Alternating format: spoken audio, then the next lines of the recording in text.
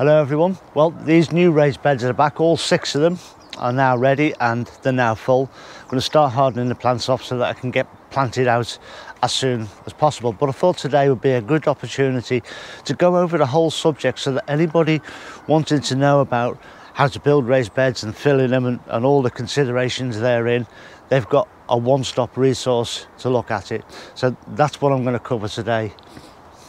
So this whole thing started for me early part of last year when I found out that a neighbour was wanting to get rid of a deck. So I went round, gave a hand and helped them take it down, take it apart, and obviously I recycled all the wood because these beds are made of decking boards. I then took them into my back garden where I denailed and descrewed them, cut out any bits of rot that I could see, and then I pressure washed them. Front, back, centre, all over. Got as much of the old paint off as I could, and as you can see they're all natural timber looking now. All the paint came off, it was grey. There is 1 or 2 touches of grey in it, you'll see now and again, but for the most part it all came off. And then I stacked it away in one of the polytunnels to dry out for the year. And at the start of this year I painted it the colour I wanted with a spirit based wood stain, simply because that soaks into the wood and it will preserve it for longer.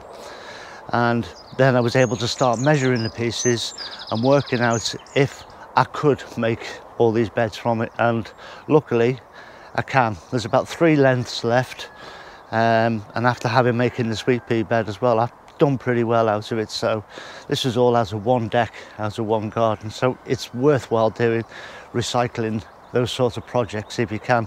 And incidentally, I think that deck was about 10 years old, so you know, it was well looked after and it's now getting a second lease of life. So let's talk sizes and orientation of the beds.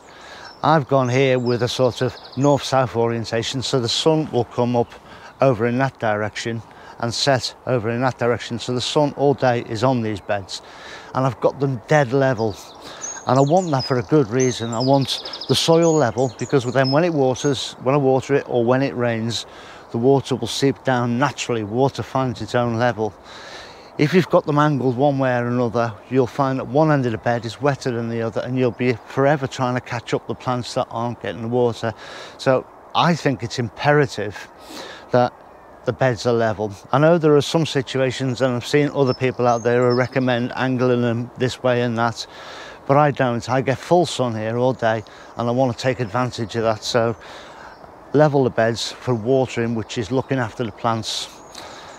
Now for sizes, there is a standard. Most people will say 4 foot wide for a bed and 2 foot for your paths, and there's a good reason for that. If you went and bought any of these decking timbers to make your own beds, you'll find they're 8 foot long. If you cut them in half, they're 4 foot long and will go across the ends, so you can get the best use out of that. But I still think that the best way to decide on the size of your bed is decide upon the size of you and the people that are going to be using them, and I'll go and show you why now. Now, when it comes to measuring for the size of the beds that you want to have, the best thing I think is to use a tape measure, sit down comfortably like I am, measure that distance, and you've got a distance for where you're going to be sitting so that you can sit here and plant. And the other important thing to do is to check your reach, where you can comfortably reach and plant your plants. You've then got that distance, which you can multiply by 2. You can now get at your bed from either side. Now, we've also got a married couple on this site. Now, bless her, she is a diddy-bop, and he is a telegraph pole, and you know, he's basically twice the size of her. So she will have a small area here that she needs, whereas he'll need much bigger. And the same with the bed, he'll be able to reach much further than she can. So measure the both of you and determine the best average in there so that you can make the best use of your path and the best use of your bed with ease. You don't want to be overstretching and you don't want to be all cramped up. So that's my tip for doing that. Otherwise, if you're not too bothered, just go with the standard slab size, which is this 2 foot, and the standard size for a bed 4 foot wide. Now, you can make raised beds out of any material you want almost. These I've made out of old decking boards, timber, and I've used them because they were free and recyclable. You could make them out of breeze blocks or concrete blocks.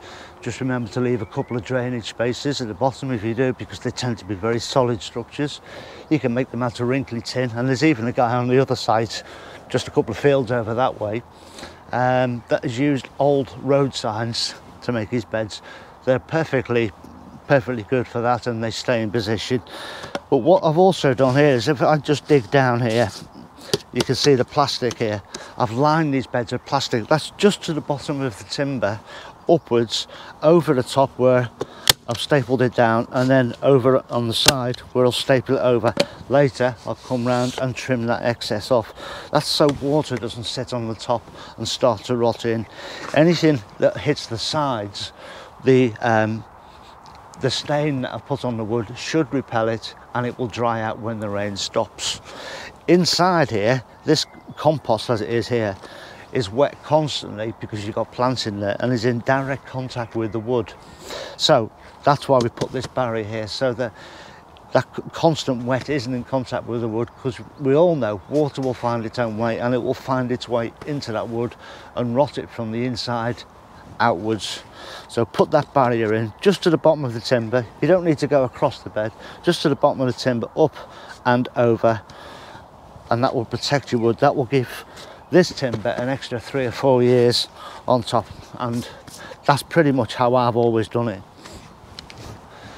Now I've also gone for a no dig approach here, so just below this compost, I'm hoping you can see, but there's a layer of compost there, a layer of cardboard on the bottom there, which just stops this year's annual weeds coming up from the soil that's underneath it.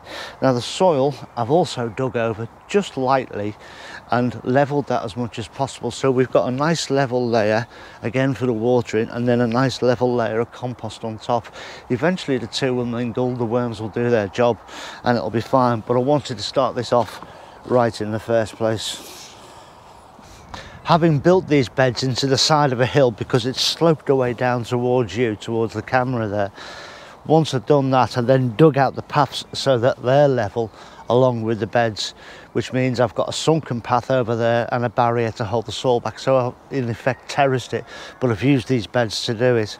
So that just makes life a little bit easier yet again. And all the soil went into the beds to help fill them as well. There's only about 3 or 4 inches of compost on top, which essentially is just like mulching.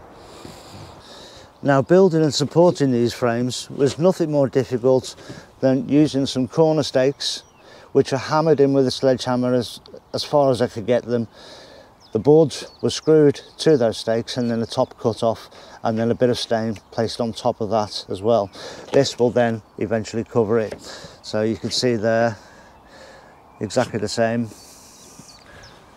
And all along here, there are other stakes hiding away underneath the bits of plastic, just to hold this bed and hold it in its shape.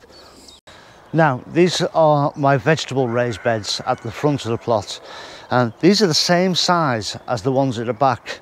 The ones at the back are just slightly shorter, but that doesn't matter.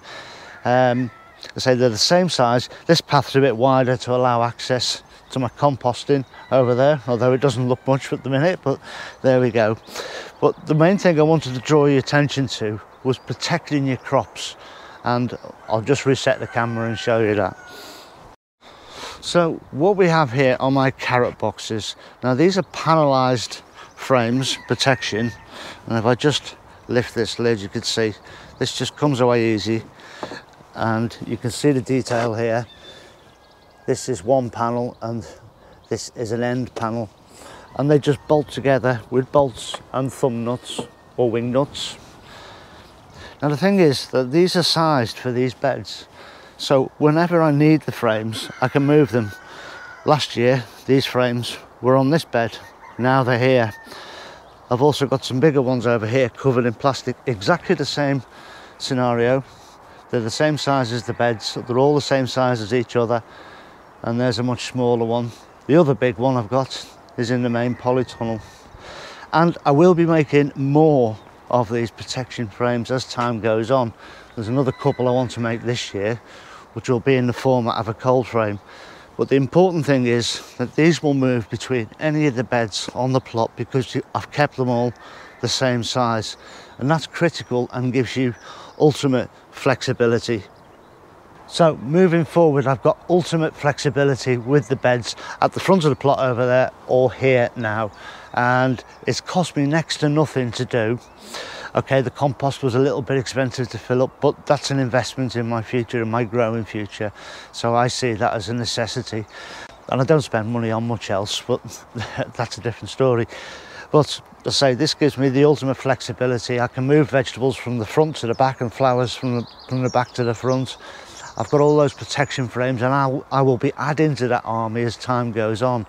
And yeah, it's just ultimate flexibility. I can grow anything, anywhere, and it will all come out exactly the same as it did the year before, wherever it was grown. And watering will be nice and even, and they sort of cost next to nothing to make, and they were very easy to build as well. And the soil warms up quicker in the spring. It just doesn't get any better than that. So that's it for this one. Please look after yourselves, everyone. Stay safe, and I'll see you all very, very soon. Ta-ra now.